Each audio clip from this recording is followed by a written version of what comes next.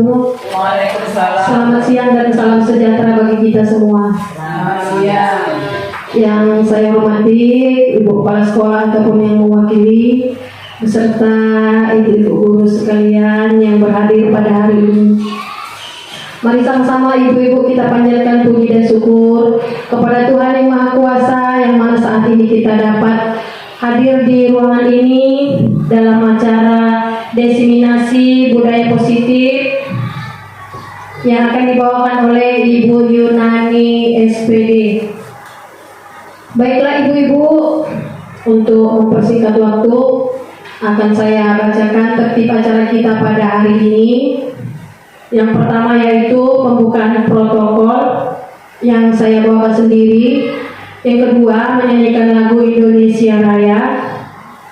Yang ketiga, doa yang akan dibawakan oleh Ibu Masriati. Yang keempat, kata sambutan dari Kepala Sekolah SDN 09 Tergambar atau yang mewakili. Yang kelima, pemaparan persentase budaya positif yang disampaikan oleh CGP Angkatan 7 yaitu Ibu Yunani SPD. Dan yang terakhir nanti penutup.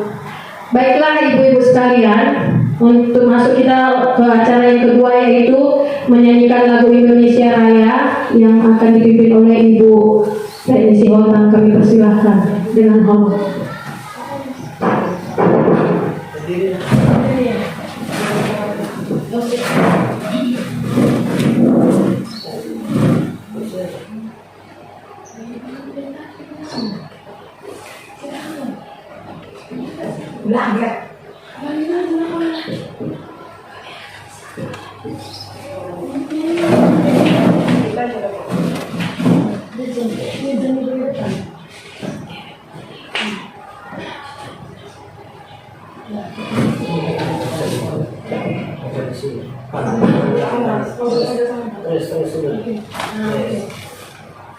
Hiduplah Indonesia Raya, Indonesia, 1, 2, ya.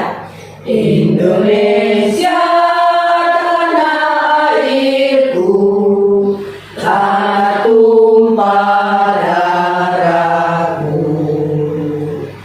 Di sanalah aku berdiri, jadi pandu ibuku. Indonesia kebangsaanku, bangsa dan tanah airku. Marilah kita bersatu, Indonesia bersatu. Hiduplah tanahku, hiduplah negeriku, bangsaku, rakyatku semuanya.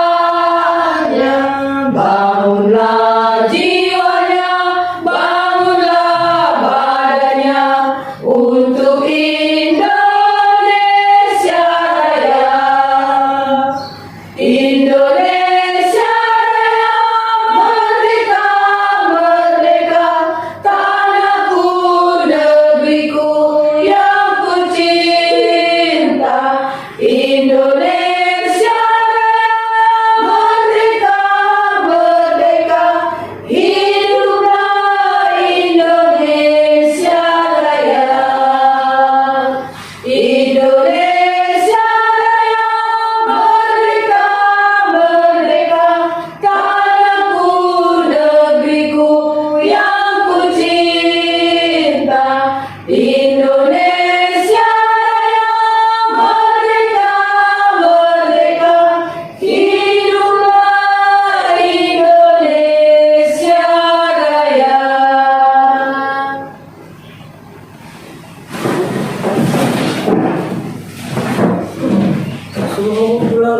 Terima kasih kami sampaikan kepada Ibu Suhotang. Masuk kita ke acara yang ketiga yaitu doa yang dibawakan oleh Ibu Masriati. Kami persilahkan.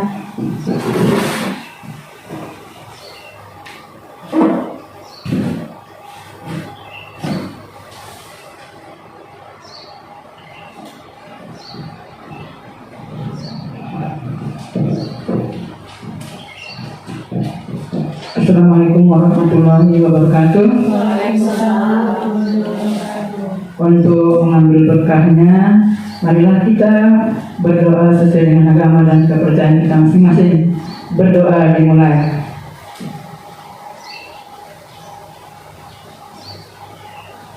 Berdoa selesai.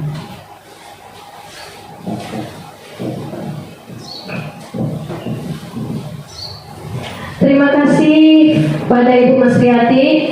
Kita lanjutkan ke acara berikutnya, yaitu kata sambutan dari Kepala Sekolah SDN 09 Torgamba atau yang mewakilinya. Kepada Ibu kami persilahkan.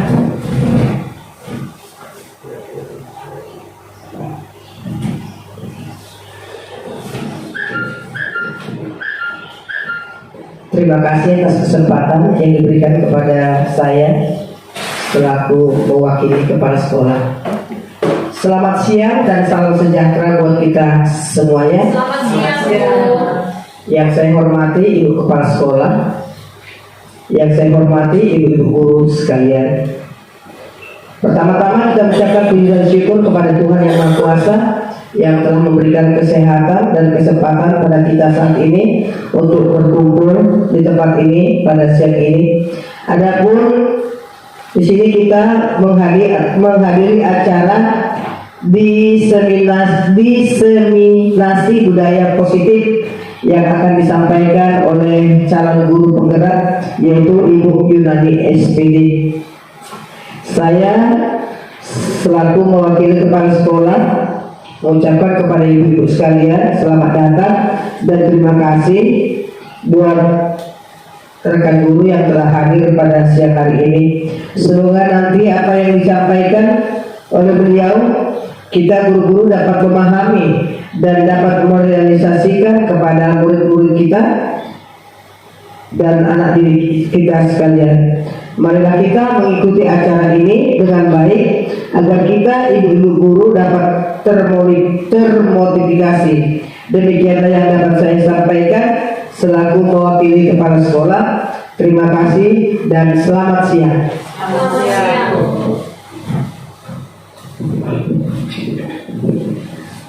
Terima kasih kami ucapkan kepada Ibu yang mewakili kepala sekolah. Masuk kita ke acara yang kelima, yaitu pemaparan presentasi budaya positif yang disampaikan oleh Ibu Yunani SPD. Pada Ibu kami persilakan. Terima kasih buat Ibu. Ya, bismillahirrahmanirrahim. Assalamualaikum warahmatullahi wabarakatuh. Waalaikumsalam warahmatullahi wabarakatuh. Ya, sebelumnya saya mengucapkan terima kasih terlebih dahulu buat Ibu Kepala Sekolah ataupun ibu-ibu yang hadir pada siang hari ini. Di sini saya akan membawakan pemaparan budaya positif.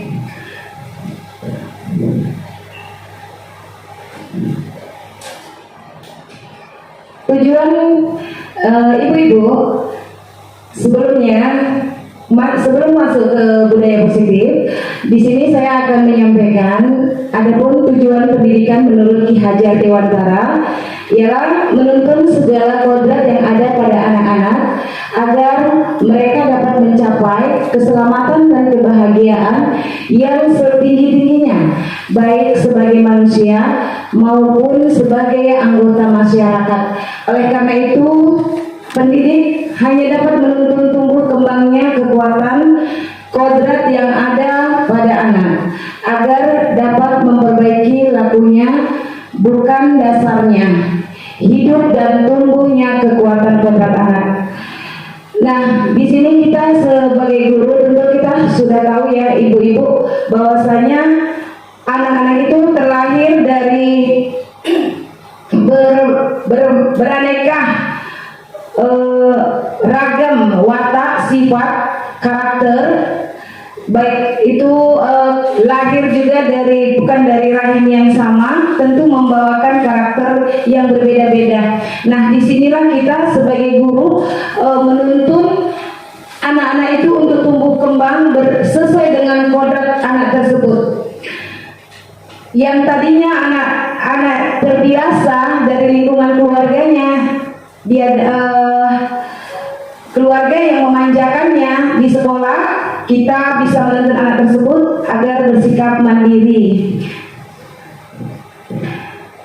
Nah, next. Adapun di sini budaya positif. Budaya positif adalah implementasi nilai-nilai atau keyakinan universal yang diterapkan di sekolah.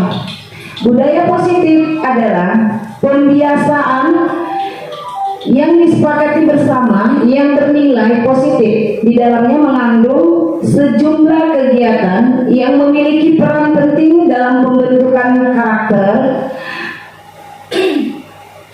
Kemudian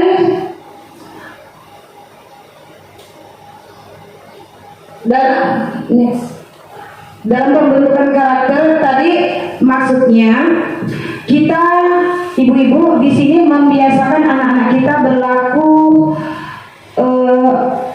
hal yang membudaya seperti apa tadi, bersalaman ya, salaman sebelum masuk ke kelas gitu, salaman sama guru, kemudian berdoa sebelum memulai pembelajaran. Itu kan suatu budaya positif ya ibu-ibu.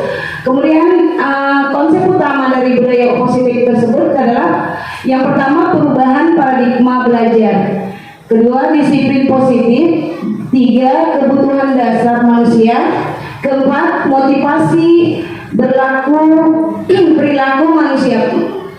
motivasi perilaku manusia, yang kelima keyakinan kelas, yang keenam restitusi posisi kontrol guru, yang ketujuh segitiga restitusi.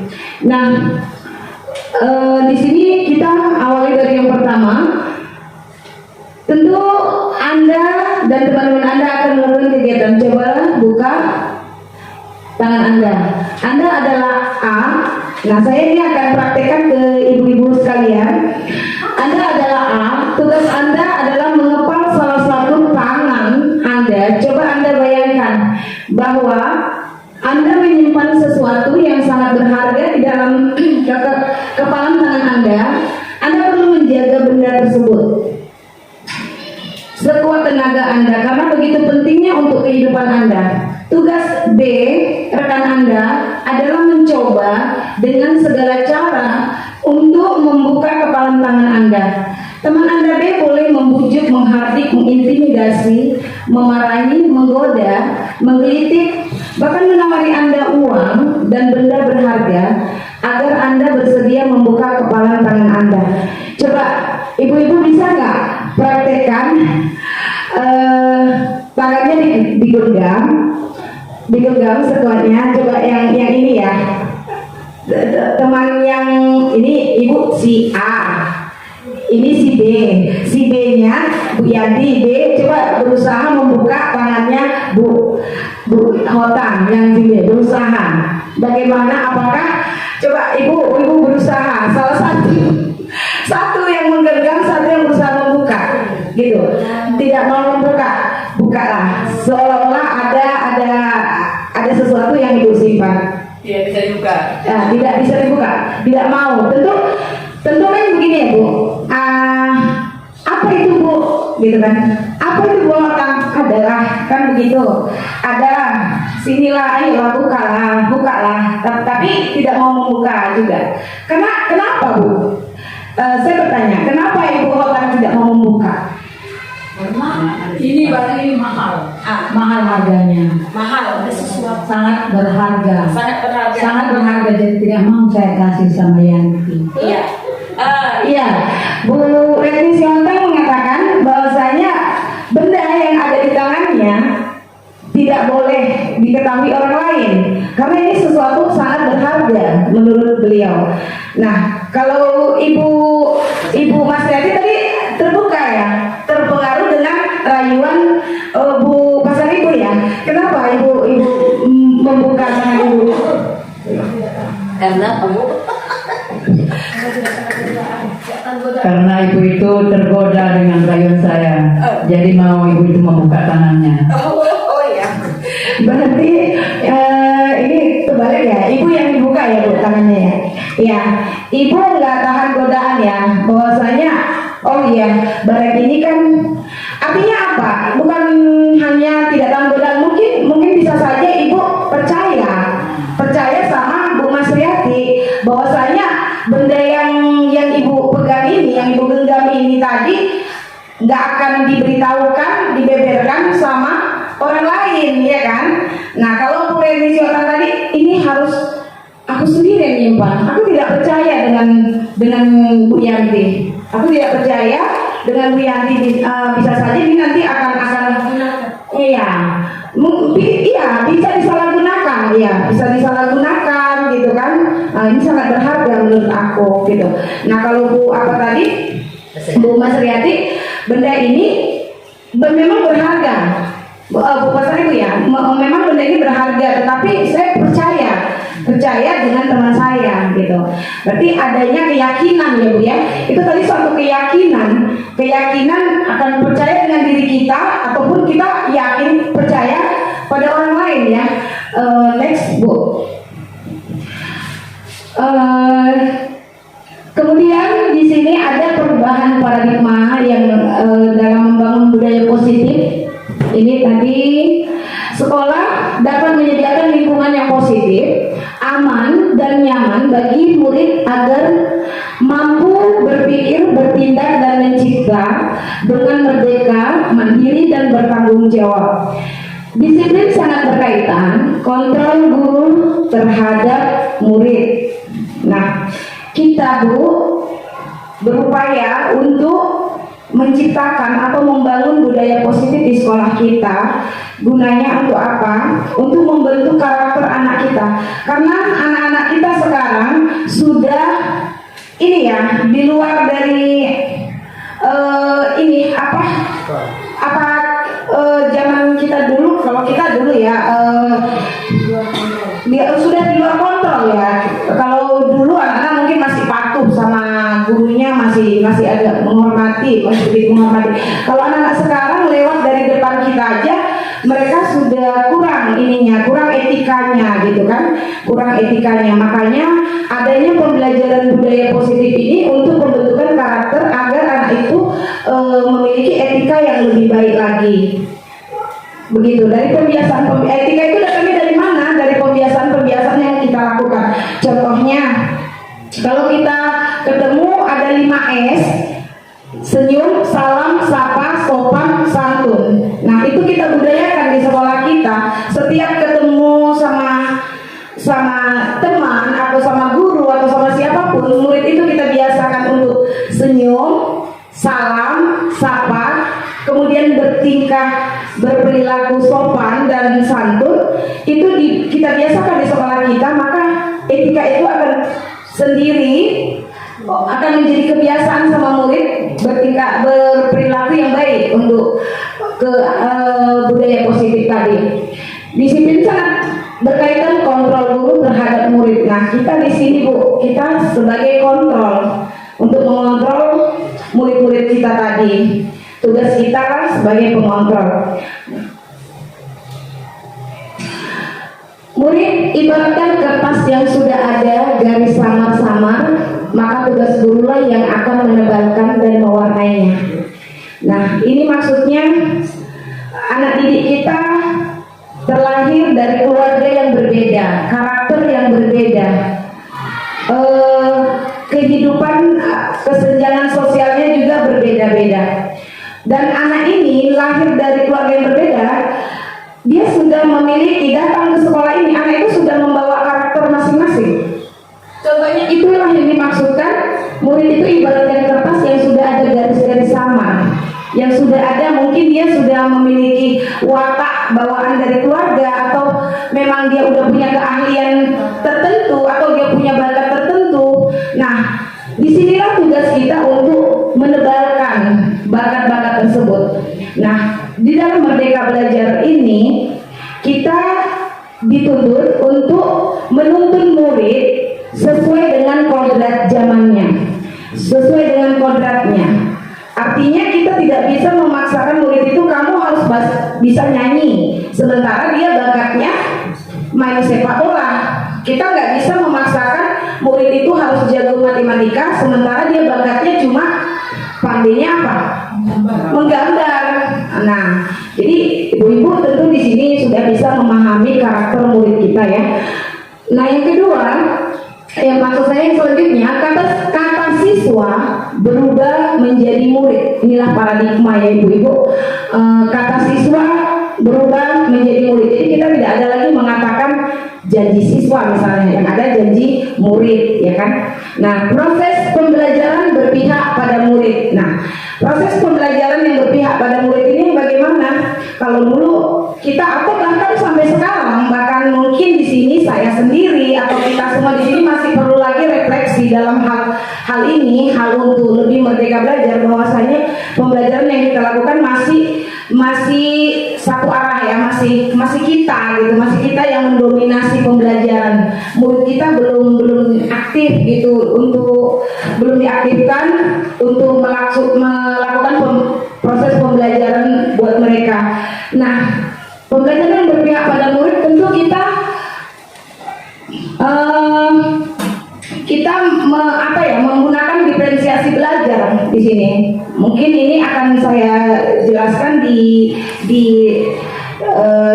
pertemuan lainnya.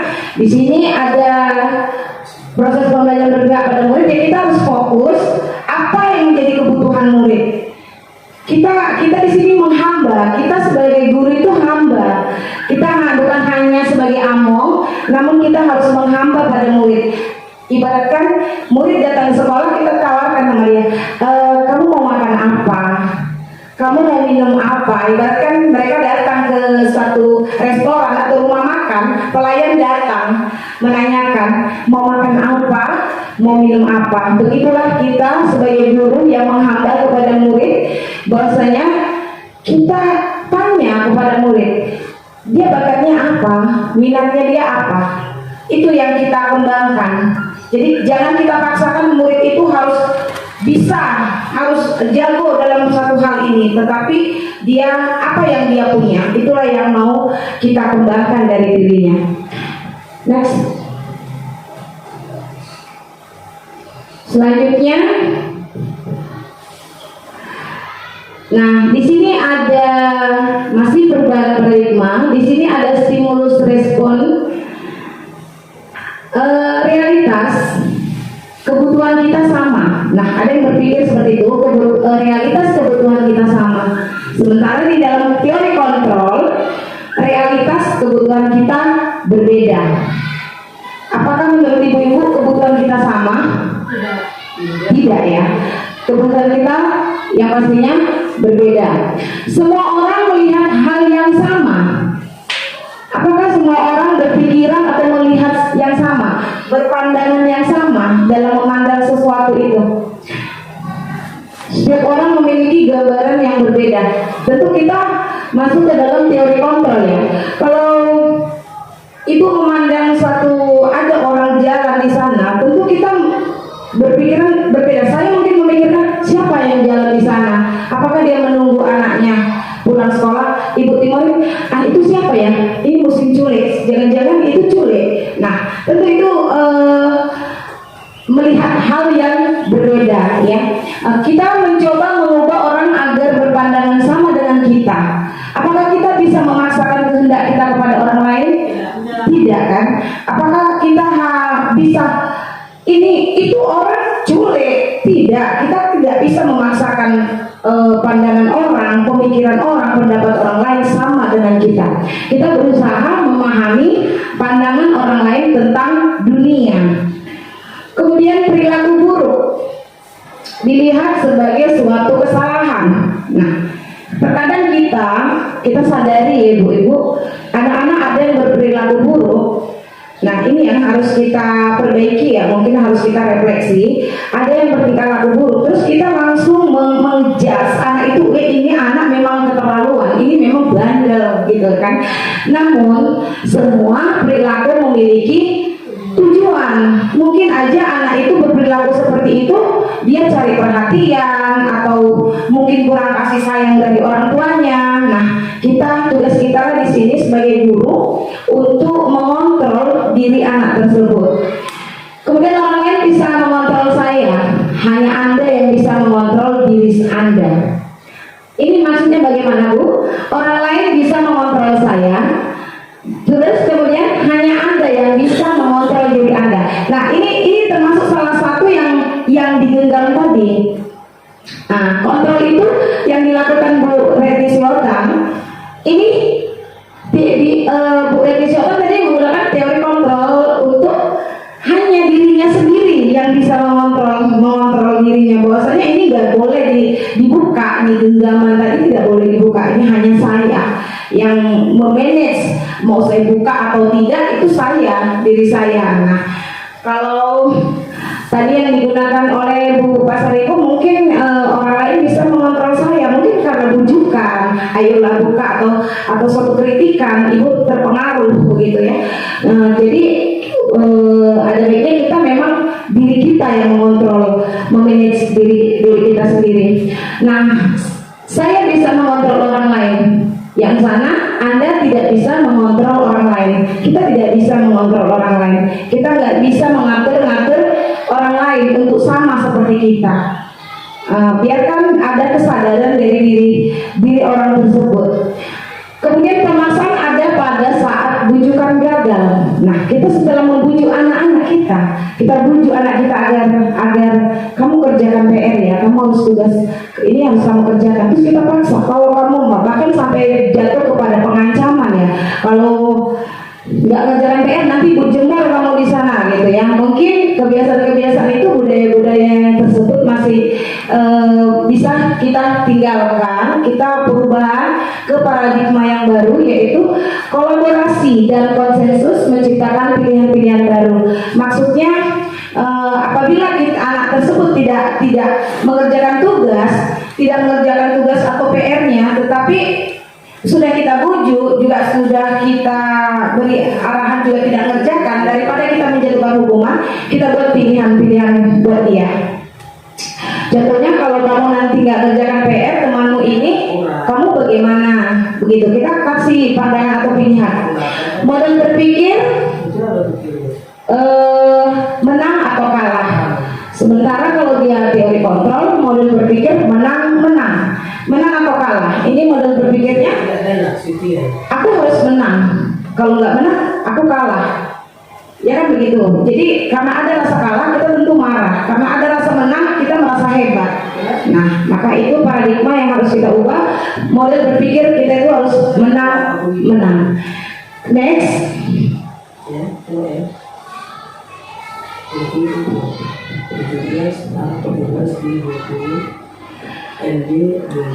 Nah, nilai-nilai kebajikan yang disepakati bersama lepas dari suku bangsa, agama, bahasa maupun latar belakangnya. Nilai-nilai ini merupakan payung besar dari sikap dan perilaku kita, atau nilai-nilai ini merupakan fondasi kita berperilaku. Contoh nilai-nilai kebajikan universal yang telah disepakati beberapa institusi. Yang pertama itu IBO, Primary Youth Program atau PYP,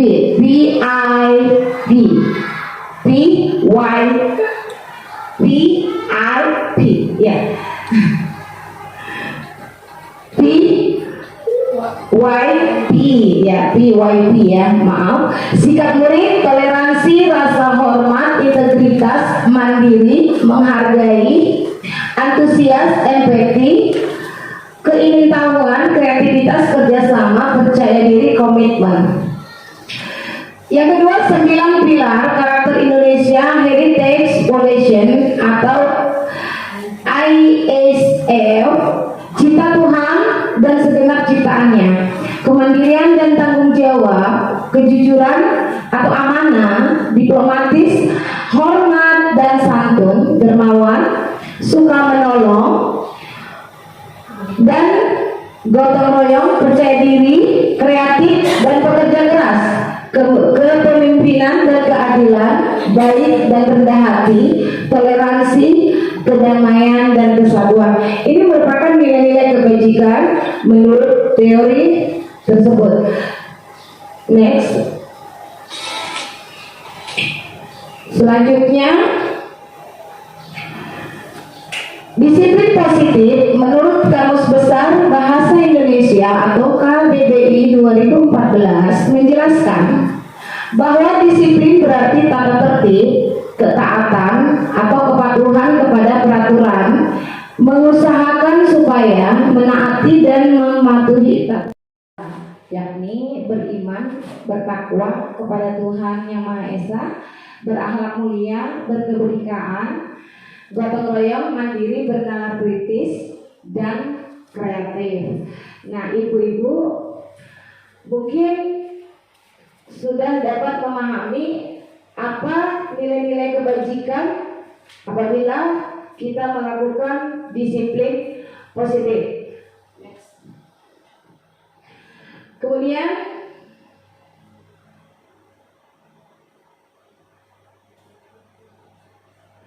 nah, di sini ada motivasi perilaku manusia. Semua perilaku memiliki tujuan untuk menghindari ketidaknyamanan atau hukuman. Yang kedua, untuk mendapatkan imbalan atau penghargaan dari orang lain. Kemudian untuk menjadi orang yang mereka inginkan dan menghargai diri sendiri dengan nilai-nilai yang mereka percaya. Nah, ini adalah motivasi perilaku manusia. Setiap perilaku itu memiliki tujuan. Maksudnya ini apa, ibu-ibu? Untuk menghindari ketidaknyamanan atau hukuman. Maksudnya kita berperilaku itu misalnya ada anak giat mengerjakan tugas atau PR-nya, takut mungkin karena dimarahin gurunya atau diancam sama ibu guru, atau kita sebagai guru datang tepat waktu, takut kalau nantinya kita akan dimarah sama pimpinan, ya kan, atasan kita gitu. Atau ada juga untuk mendapatkan imbalan atau penghargaan dari orang lain. Ini contohnya apakah Ibu Reni siapa bisa membuat contohnya untuk mendapatkan imbalan atau penghargaan dari orang lain, itu contohnya seperti apa, Bu? Motivasi perilaku manusia. Ujian mungkin. Iya, maksudnya dia melakukan apa gitu agar dia mendapatkan itu? Murid ingin mendapatkan imbalan gitu. Iya, contohnya Kita menaikkan semangatnya, membagikan semangatnya supaya dia antusias mengerjakannya, dan kita memberikan apresiasi entah berupa pujian atau berupa hadiah. Iya, terima kasih Bu Hota. Terima kasih Bu Retni. Bahasanya anak-anak itu diberikan semangat ya, motivasi agar anak-anak tersebut memiliki semangat untuk melakukan sesuatu hal agar mendapatkan pujian, misalnya mendapatkan hadiah yang sudah dijanjikan, mendapatkan imbalan atau penghargaan lah gitu. Kemudian untuk menjadi orang yang mereka inginkan dan menghargai diri sendiri dengan nilai-nilai yang mereka percaya. Ya, next. Selanjutnya,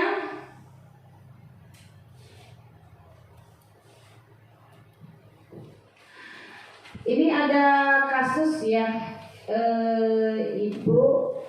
Kasus yang pertama, sebagai seorang guru, saat Anda hadir mengajar di kelas tepat waktu, motivasi apakah yang mendasari tindakan Anda? Apakah Anda datang tepat waktu karena tidak ingin ditegur atasan Anda dan kemudian mendapat surat peringatan atau menghindari ketidaknyamanan dan hukuman? Atau Anda ingin mendapatkan pujian dari atasan Anda dan mendapatkan penghargaan sebagai guru berprestasi, atau mendapatkan imbalan atau penghargaan dari orang lain? Atau Anda ingin menjadi orang yang menghargai waktu, menghargai diri Anda sendiri sebagai teladan bagi murid-murid Anda karena Anda percaya Tindakan Anda sebagai guru akan dicontoh oleh murid-murid Anda, menghargai nilai-nilai diri sendiri. Manakah motivasi yang kuat mendasari tindakan Anda? Atau silakan Ibu ini Ibu Timorin Sianian, silakan. Ibu, di sini ada studi kasus satu yang yaitu sebagai seorang guru, saat Anda hadir mengajar di kelas tepat waktu, nih mengajar di kelas, masuk ke dalam kelas ya ibu-ibu. Contohnya mungkin kita selama ini sering break dulu di kantor, ngobrol dulu gitu ya, sehingga masuk ke kelas tidak tepat waktu. Nah, motivasi apakah yang mendasari tindakan Anda? Apakah Anda datang tepat waktu karena tidak ingin ditegur oleh atasan? Kemudian mendapat surat peringatan atau menghindari ketidaknyamanan dan hukuman, atau Anda ingin mendapatkan pujian dari atasan dan mendapat penghargaan sebagai guru berprestasi? Bolehkah seperti kasus ini dijawab oleh Ibu Timorin? Misalnya ibu melakukan ini ya, hadir ke kelas tepat waktu. Aku mau tepat waktu.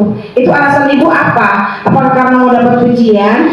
Apakah ingin mendapatkan guru berprestasi, atau hanya karena tidak nyaman aja, takut dimarahi sama pimpinan gitu, atau atasan? Menurut saya datang ke kelas itu tepat waktu karena saya berpikir saya itu adalah sebagai model di kelas yang bisa dilihat langsung oleh anak-anak, dan yang kedua karena saya juga bisa memberikan contoh secara langsung kepada anak-anak bahwa tanggung jawab itu sangat penting dalam melaksanakan tugas. Kiranya dengan perbuatan saya datang dengan tepat waktu, anak-anak juga menghargai dan meniru perilaku yang telah saya lakukan. Terima kasih.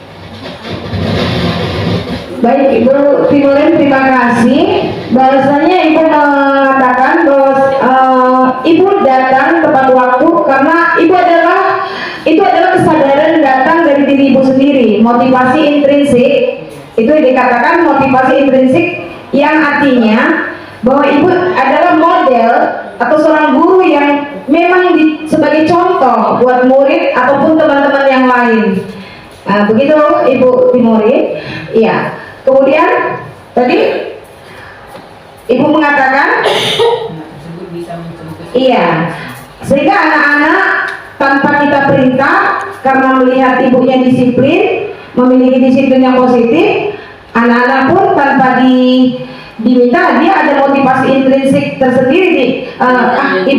Ibu juga datangnya tepat waktu, maka saya akan menjadikan contoh pada teman-teman saya bahwa saya juga harus datang tepat waktu. Begitu Ibu, terima kasih Bu Timorin. Nah, untuk selanjutnya ini ada pertanyaan. Bila di sekolah Anda tidak ada peraturan yang mengharuskan guru datang tepat waktu dan tidak ada surat teguran bagi guru yang datang terlambat dan tidak ada atasan yang memuji Anda, apakah Anda akan tetap datang tepat waktu untuk mengajar murid-murid Anda? Jelaskan. Bisa dijelaskan sama Ibu? Silakan Bu. Apa itu pertanyaannya? Bila di sekolah tidak ada peraturan yang mengharuskan guru datang. Iya, saya sebagai guru yang telah disumpah, ya, walaupun tanpa ada kepala sekolah, karena kewajiban saya harus hadir tepat waktu, karena itu sudah menjadi tanggung jawab saya sebagai guru untuk mengajar dan mendidik anak-anak menjadi generasi penerus yang mencintai tanah air. Terima kasih. Terima kasih Ibu Helmi Sirait yang mengatakan bahwasanya kita ini sebagai guru memang sudah menjadi kesadaran kita tanpa harus diperintah, tanpa harus ada keluarnya peraturan, tanpa harus adanya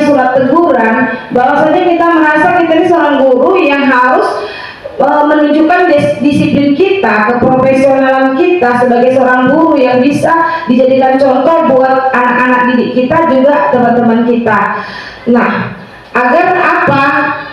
Agar kedisiplinan kita itu bisa menciptakan budaya, yaitu budaya yang positif. Begitu.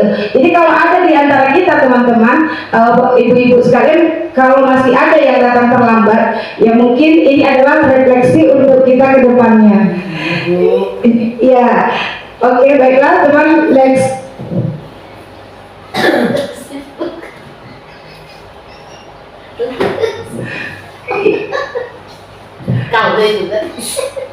Kebutuhan dasar manusia. Iya, ini adalah kebutuhan dasar manusia. Pada dasarnya kebutuhan setiap manusia berbeda, maka kita harus berusaha memahami pandangan orang lain tentang dunia. Nah, nggak sama ya Bu, pandangan-pandangan setiap orang itu, jadi kita nggak bisa memaksakan orang lain itu harus berpikiran sama kita.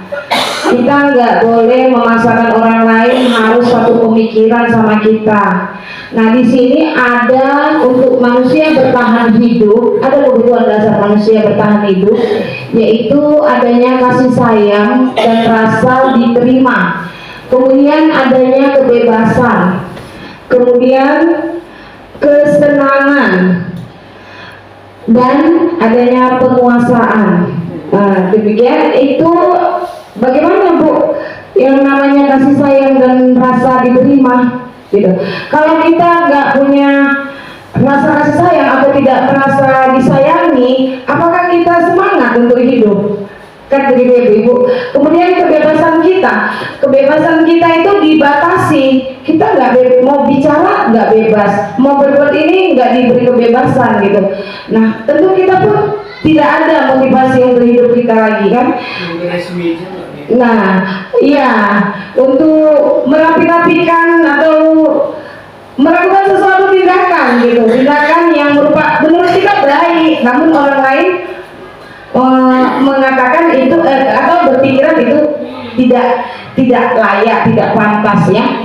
Nah, kemudian adanya penguasaan. Nah, ibu-ibu kalau kita nggak punya merasa penguasaan, contoh ini kelasku, ini kan kelasku, aku nyaman di sini karena ini kelasku. Berarti artinya aku saya ini merasa memiliki kekuasaan, penguasaan begitu ya, penguasaan kelas gitu. Nah, jadi kalau misalnya itu memang kelasmu, tapi ini memang kelas 6 nih, misalnya ini kelas saya. Penguasaan ini didominasi oleh guru-guru lain. Kamu harus ini, kamu harus atur itu jam dinding nggak boleh di situ, itu meja nggak boleh begitu, itu harus.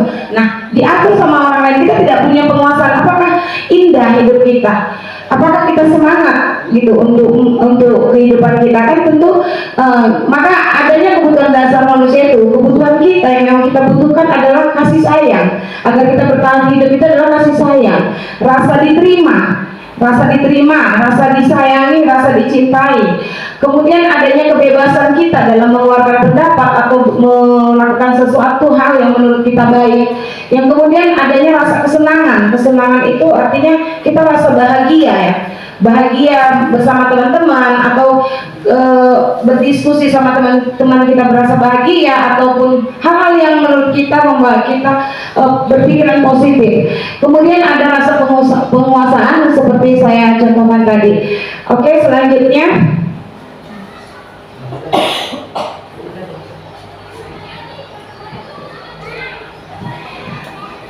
ini ada studi kasus kedua. Coba diperhatikan Bu.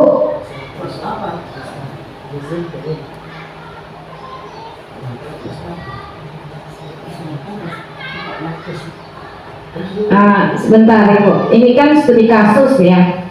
Studi kasus secara umum ya kita ambil. Nah, ini saya ambil ini sebenarnya studi kasus dari contoh lain ya, tapi kita ambil aja untuk contoh sekolah kita. Bapak Ahmad di sekolah SD Negeri 09 sedang kebingungan menghadapi salah satu murid kelas 4 misalnya, yang bernama Mustafa. Beberapa murid mengeluh kepada Pak Ahmad bahwa setiap hari Mustafa meminta uang jajan mereka dengan paksa di kantin. Berarti ada pemalakan ya Ibu. Jika Anda menghadapi murid seperti murid yang dihadapi Pak Ahmad, apa yang Bapak Ibu lakukan? Yang kedua, menurut Bapak Ibu apa alasan Mustafa melakukan hal itu? Nah, apakah ini bisa Bapak Ibu atau bisa Ibu-Ibu jawab? Mungkin Ibu protokol kita bisa menjawab. Silakan Bu. Si Mustafa.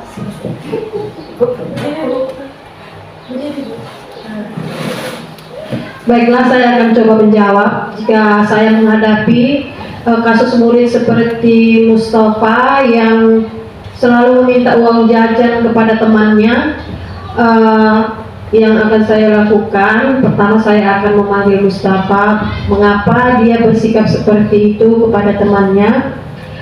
Kemudian kalau menurut saya alasan Mustafa itu bisa saja karena dia tidak punya, yang pertama karena dia tidak punya uang jajan.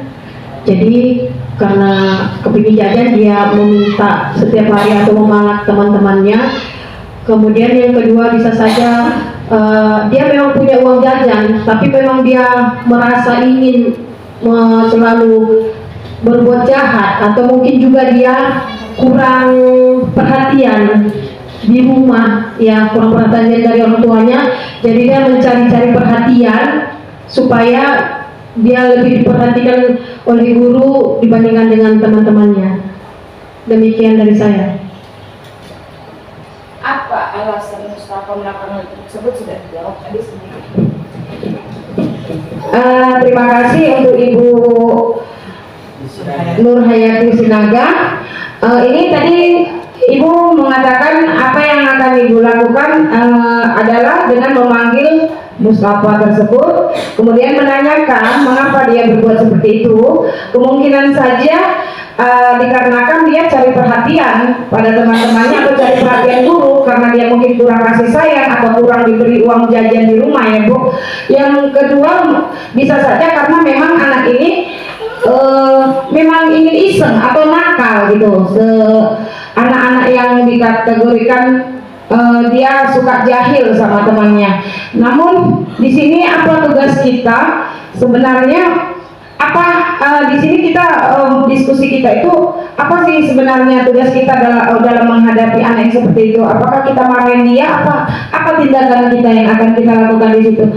Nah, tentunya kita akan memantau terus perilaku Mustafa dengan menasihatinya tanpa memberikan hukuman kekerasan, karena tetap aja kita memberikan pengertian bahwasanya perbuatan itu tidak baik, begitu ya kan Bu, dan kita pantau untuk kedepannya apakah dia bisa berubah atau tidak. Nah, kemudian next, selanjutnya di sini ada penerapan disiplin positif yang tadi kasus 2 tadi. Dalam penerapan disiplin positif, Pak Ahmad sebaiknya mencari alasan atas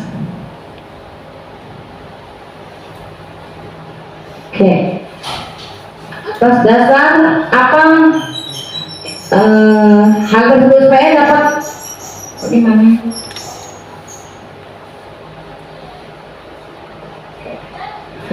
Ya, dalam penerapan disiplin positif, Pak Ahmad sebaiknya mencari alasan atas dasar apa Mustafa melakukan hal tersebut supaya dapat mengetahui kebutuhan dasar apa yang akan dipenuhi oleh Mustafa, yaitu Mustafa lapar dan tidak diberikan uang jajan oleh orang tuanya.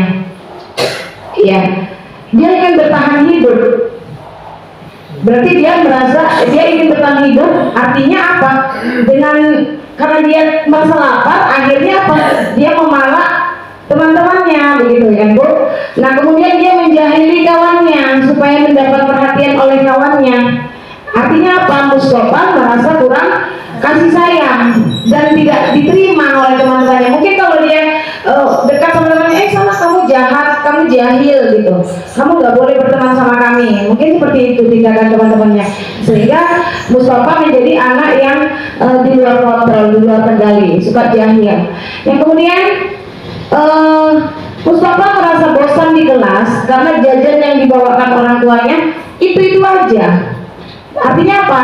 Dia ingin kebebasan, artinya dia ingin merasakan jajan yang lain. Mungkin mamanya atau ibunya cuma membawakan tahu atau tempe goreng atau pisang goreng atau roti, jadi dia ingin merasakan makanan-makanan lain yang seperti dimakan oleh teman-temannya.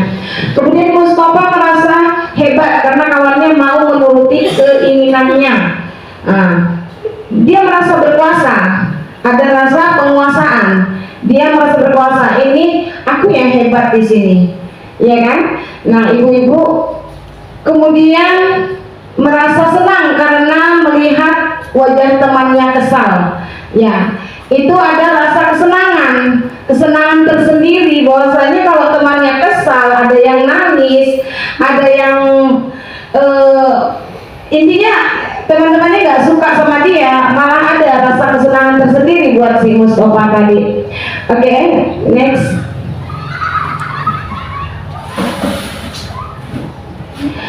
Nah, ini ada studi kasus 3. IPA kurang menguasai pelajaran matematika, materi bangun ruang, sehingga pada saat pembelajaran tersebut berlangsung dia lebih banyak berdiam diri atau menggambar di buku pelajarannya. Pada saat guru matematikanya, Pak Seno, menanyakan pertanyaan, IPA menjadi gugup dan tidak sengaja menjatuhkan tasnya dari kursi, serta tiba-tiba menjadi gagap pada saat berupaya menjawab. Seluruh kelas pun tertawa melihat perilaku IPA yang bicara tergagap dan terkejut tersebut. Pak Seno pada saat itu membiarkan teman-teman IPA menertawakan IPA yang tergagap dan malu luar biasa, dan malahan minta IPA untuk maju ke depan dan berdiri di depan kelas sambil menunjuk hidungnya karena tidak bisa menjawab pertanyaan Pak Seno. Kelas makin gaduh dan anak-anak pun tertawa melihat IPA di depan kelas memegang ujung hidungnya. Kemudian pertanyaannya, yang pertama, apakah Anda setuju dengan tindakan Pak Seno terhadap IPA? Mengapa? Yang kedua, menurut Anda tindakan Pak Seno terhadap IPA adalah sebuah hukuman atau konsekuensi? Nah, mengapa? Di sini ya ibu-ibu, ada hukuman, ada konsekuensi. Nah, saya ingin pendapat ibu, apakah perlakuan Pak Seno tadi berupa hukuman yang si IPA bisa diinikan Bu, bisa diikuti bahwasanya itu tadi si IPA tadi mengantuk ya di kelas, seperti mungkin ibu-ibu yang agak-agak sedikit kantuk ini ya, mengantuk di kelas. Kemudian Pak Seno bertanya, namun IPA karena gugup terbangun dari tidurnya, tergugup jatuh, sehingga Pak Seno pun menunjuk-nunjuknya untuk mengerjakan tugasnya itu, dan sehingga si IPA tadi ditertawakan oleh teman-temannya. Menurut ibu, apakah Pak Seno itu, apakah tindakan Pak Seno itu, ibu setuju nggak dengan tindakan Pak Seno tersebut? Tidak setuju. Kenapa Bu alasannya? Alasannya bisa saja karena hal itu mempermalukan IPA, ya kan? Mempermalukan IPA, sehingga ia ditertawakan oleh teman-temannya. Yang kedua, menurut Anda tindakan Pak Seno terhadap IPA adalah sebuah hukuman atau konsekuensi? Hukuman ya Ibu. Apakah Ibu bisa menjelaskan apa itu hukuman atau konsekuensi? Oke, untuk menjawab pertanyaan tersebut bisa kita lanjutkan. Silakan.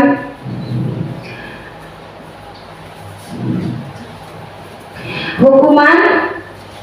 Nah, ini adalah tindakan-tindakannya Bu. Sebelum kita menjawab apa perbedaan hukuman dan konsekuensi, ini mohon dijawab ya Bu. Saya minta jawaban dari teman-teman nih.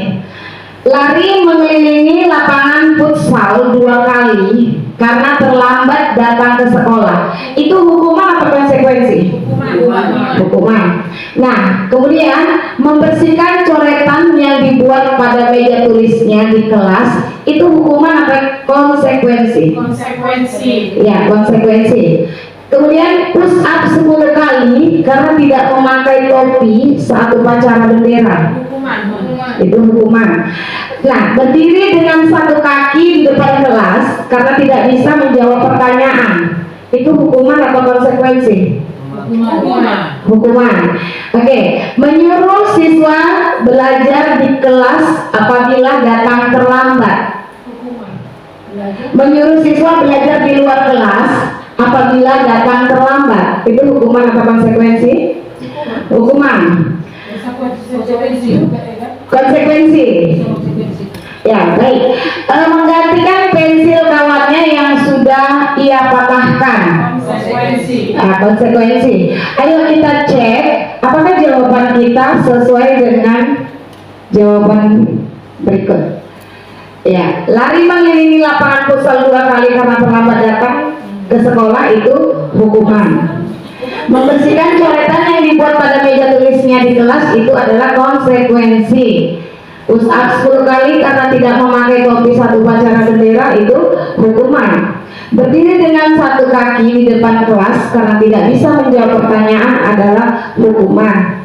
Menyuruh siswa belajar di luar kelas apabila datang terlambat itu adalah hukuman. Menggantikan pensil kawannya yang sudah ia patahkan itu adalah konsekuensi.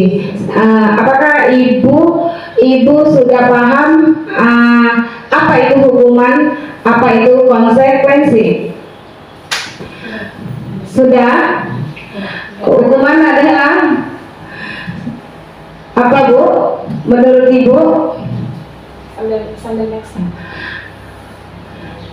Hukuman berhubungan dengan fisik. Iya. Kalau hukuman itu adalah sesuatu hal yang berhubungan dengan fisik, ya. Kalau dia konsekuensi artinya melakukan perbaikan, ya, atas apa sesuatu kesalahan yang dia lakukan, ya. Sekarang ada 5 posisi kontrol guru, ya. Ini ada 5 posisi kontrol guru.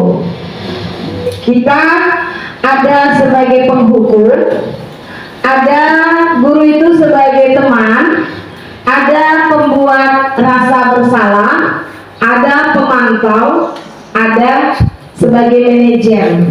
Jadi ibu-ibu sekarang yang mana yang ibu pilih? Apakah ibu menjadi penghukum? Apakah ibu sebagai teman? Apakah ibu si pembuat rasa bersalah? Apakah ibu si pemantau? Apakah ibu sebagai manajer? Kalau contoh kan tentu contoh gini ya kan Bu, kalau sebagai teman, duh kamu kok terlambat, halo kamu kok terlambat, ya saya tadi ada ini Bu, ban saya bocor misalnya. Kalau murid ya, ini antara guru dengan murid ya, ban saya oke, besok jangan terlambat lagi bro. Nah begitu, itu kira-kira mengajak murid sebagai teman.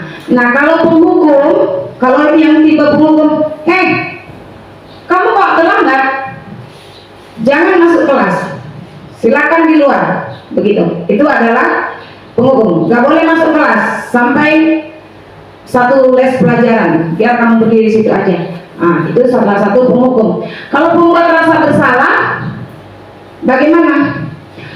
Misalnya dia datang terlambat, loh kamu kok terlambat? Iya Bu, ada begini-begini. Ini karena kamu datangnya terlambat sehingga teman-teman kamu hilang fokusnya, hilang fokus belajar, hilang konsentrasi karena kedatangan kamu. Sehingga apa? Dia merasakan dia bersalah, begitu ya. Kemudian pemantau, kalau pemantau itu melihat, memantau. Kita sebagai pemantau, kita melihat kenapa dia terlambat, apa sih yang dilakukannya. Hanya sebagai pemantau, iya Bu. Nah kemudian sebagai manajer, manajer bahwasanya kalau dia datang terlambat. Hei, kamu kok datang terlambat? Iya, Bu, karena apa? Nah, kamu sebenarnya ibu tahu kalau kamu itu bukan anak yang sengaja untuk datang terlambat, begitu. Nah, untuk besok coba bangunnya lebih awal, ya, gitu. Jadi seperti itu, sehingga kamu tidak datang terlambat lagi. Nah, itu adalah posisi sebagai manajer, memanage murid tadi. Sehingga mana yang ibu pilih? Penghukum kah? Sebagai teman kah? Mana sebenarnya posisi kontrol guru yang lebih baik? Apakah menjadi penghukum? Apakah sebagai teman? Apakah menjadi pembuat rasa bersalah? Ataukah hanya jadi pemantau atau sebagai manajer? Tentu sebagai apa, Bu? Ya, tentu kita sebagai teman. Boleh dua. Kalau hanya satu, kalau sebagai teman, Bu, efek sampingnya adalah murid itu nanti jumpa dimanapun dia tidak ada rasa menghargai kita. Iya. Hey bro, hey sis, gitu kan. Misalnya, itu kalau sebagai teman, karena dia udah biasa, ibu, langsung begitu. Jadi kan kita ini sosok seorang guru ya. Jadi ibu ini guru kelas 1, ya memang begitu loh kelas 1. ibu, katanya begitu lah, dimanapun ya, sebagai teman. Nah, jadi sebenarnya Bu Ibu, ini coba kita lihat kemari. Agak nampak nggak? Jelas nggak? Kurang jelas ya? Kamera udah cari Iya, 5 posisi kontrol guru. Nah, di sini adalah motivasi. Guru berbuat, guru berkata, hasil. Nih ya Bu, identitas gagal kontrol dari luarnya, menghindari hukuman. Hukumannya, kalau seorang penghukum, guru penghukum itu menghardik atau menunjuk, menyakiti dan bilang, kau tuh dasarnya terlambat, tiap hari terlambat, nggak ada rupanya kau tuh berusaha untuk datang cepat. Nah begitu, misalnya selalu dimarah. Nih, kok ini mejanya di luar? Ini belum waktunya atau bagaimana? Selalu ada aja kesalahan. Itu adalah tipe-tipe posisi kontrol guru sebagai penghukum. Yang kedua, pembuat orang merasa bersalah, ceramah, mengatakan seharusnya ibu kecewa loh sama kalian. Seharusnya ibu begini, ibu harusnya udah makan siang, atau apalah yang membuat dia sehingga mereka itu merasa aduh gimana ini kami bersalah ya. Sebagai teman, membuat alasan-alasan untuk muridnya. Ayolah, lakukan demi ibu. Kamu kan murid yang pandai. Ayolah, begitu kan? Ingatlah,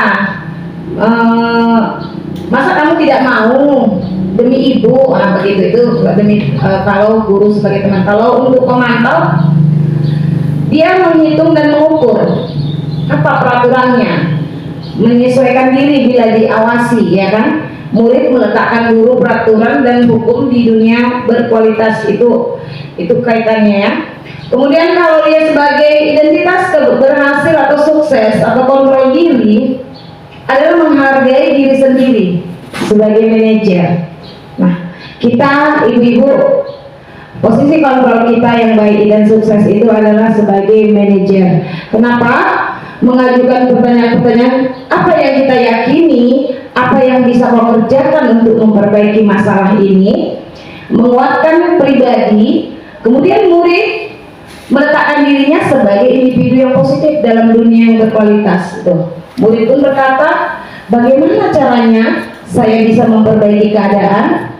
Nah, dampak pada murid itu mengevaluasi diri, bagaimana cara memperbaiki diri. Itu tadi kalau posisi kontrol, kalau dia terlambat datang mungkin apakah kamu tahu kita ini jam berapa masuk ke sekolah? Tahu Bu, kalau begitu kamu bangunnya jam berapa?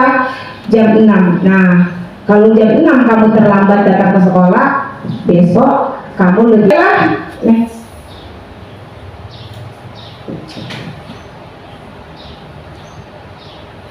Iya, selanjutnya pembentukan keyakinan sekolah atau kelas.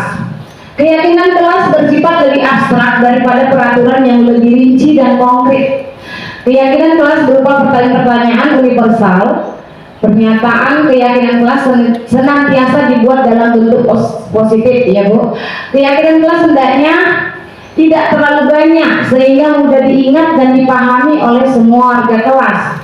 Keyakinan kelas sebaiknya sesuatu yang dapat diterapkan di lingkungan tersebut.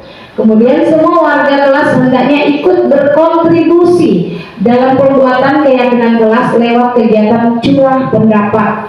Nah, bersedia meninjau kembali keyakinan kelas dari waktu ke waktu. Nah, Ibu-ibu, ada baiknya kita juga membuat keyakinan kelas atau kesepakatan di kelas kita untuk mendisiplinkan murid tersebut, untuk mendisiplinkan murid-murid di kelas kita melalui kesadaran dirinya sendiri, gitu ya. Kita buat keyakinan kelas, apakah dia yakin dengan apa? Nah, ini salah satu contoh yang saya buat dengan murid-murid saya. Coba play. Minta tolong di play kan tuh.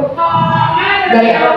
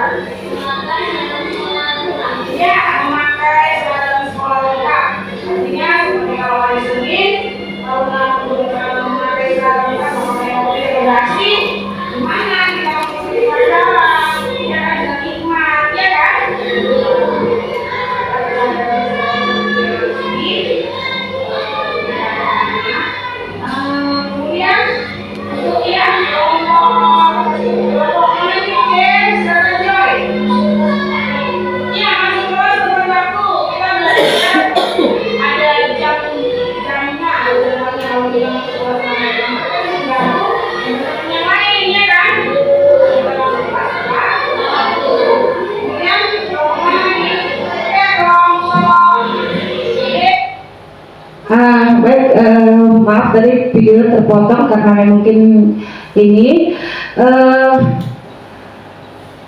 itulah kesepakatan kami, keyakinan kelas di murid saya tadi, keyakinan kelas 6, yaitu yang pertama memakai seragam sekolah lengkap dan rapi.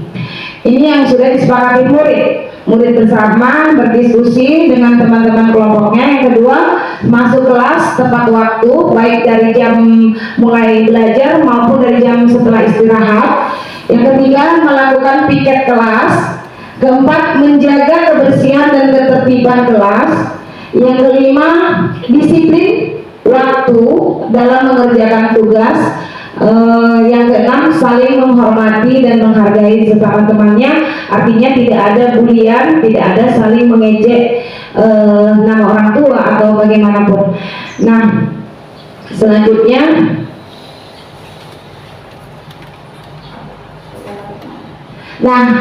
ibu-ibu, di sini ada segitiga restitusi. Segitiga restitusi ini ada 3 komponen, yaitu menstabilkan identitas, kemudian validasi tindakan yang salah, kemudian menanyakan keyakinan kelas. Menstabilkan identitas yaitu setiap orang pasti pernah melakukan kesalahan. Itu kata-kata itu bisa kita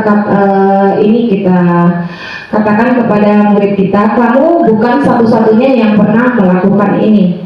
Kemudian, adakah cara yang lebih efektif untuk mendapatkan apa yang kamu butuhkan? Kamu tentu punya alasan mengapa melakukan itu. Kemudian, menanyakan keyakinan kelas apa yang telah kita sepakati. Kamu ingin menjadi orang seperti apa?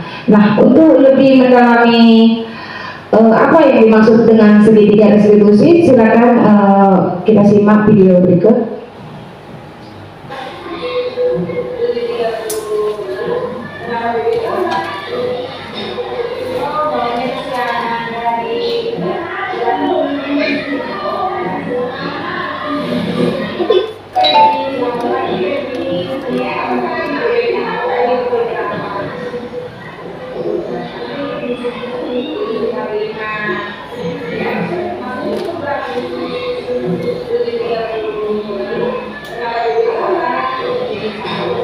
Sama dia terlambat.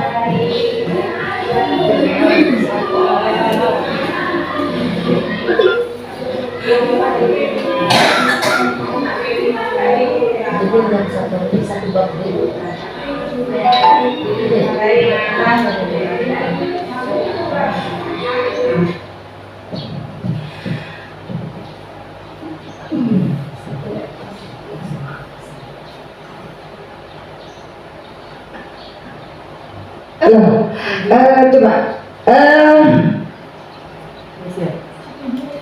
ini masih video ya Bu ya. Nah, di segitiga restitusi ini kita sering menghadapi ya murid kita ngantuk di kelas misalnya. Ibu-ibu misalnya anak itu ngantuk ya, pernah nggak ibu-ibu menjumpai saat ibu mengajar anaknya ngantuk di kelas tertidur gitu? Ya, anaknya ngantuk tertidur gitu. Pernah nggak ibu menjumpai anak seperti itu? Pernah ya. Tindakan apa yang ibu lakukan pada saat menemukan anak ngantuk atau tertidur di kelas? Ibu Ulfi.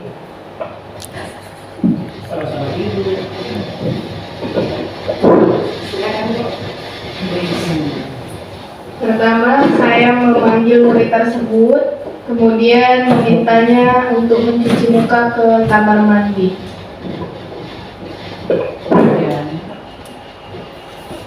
Hanya itu Bu. Baik, di dalam segitiga restitusi ini kita menemukan suatu kesalahan anak kita. Yang pertama itu kita ini ya Bu ya, menstabilkan dulu. Coba masuk ke segitiga restitusi.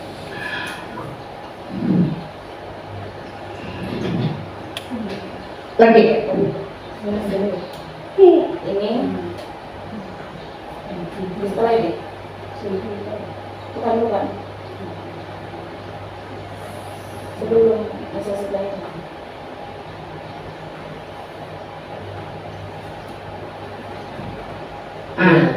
Nah, ini kita segitiga restitusi ini kita menstabilkan identitasnya dulu gitu. Dalam arti kita tanya dulu anak itu kenapa dia bisa tertidur di kelas gitu kan. Kita suruh dulu anak itu mungkin bisa saja seperti yang dikatakan Bu Ulfi, anak itu mencuci muka terlebih dahulu ya kan. Namun kita panggil, kita tanya, kita menanyakan validasi tindakannya yang salah. Artinya apakah perbuatan itu udah benar tidur di dalam kelas gitu kan. Nah, kalau dia ngantuk, apa alasannya dia ngantuk? Dia tidur jam berapa? Mungkin kita harus menanyakan, kamu tidur jam berapa nak? Nah, kamu lagi ngapain? Saya tidur jam 10 atau jam 12. Kamu ngapain? Apa yang kamu lakukan saat jam 12 itu sehingga kamu terlambat tidur gitu kan? Bagaimana perasaan kamu? Kita tanyakan perasaannya. Bagaimana perasaannya kalau dia tidur telat waktunya, kemudian terlambat bangunnya sehingga terlambat ke sekolah ataupun di sekolah masih tetap ngantuk, begitu kan?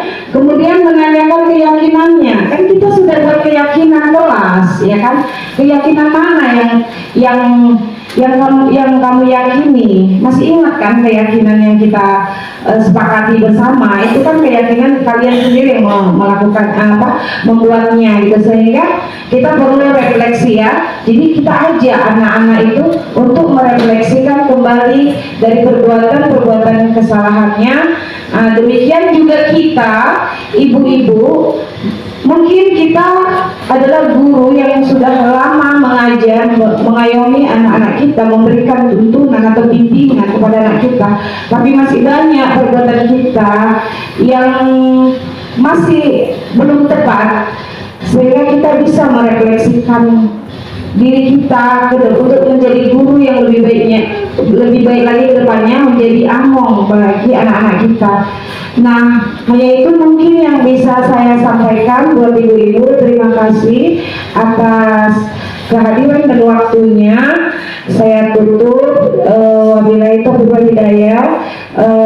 Assalamualaikum warahmatullahi wabarakatuh. Waalaikumsalam. Selamat siang. Selamat siang.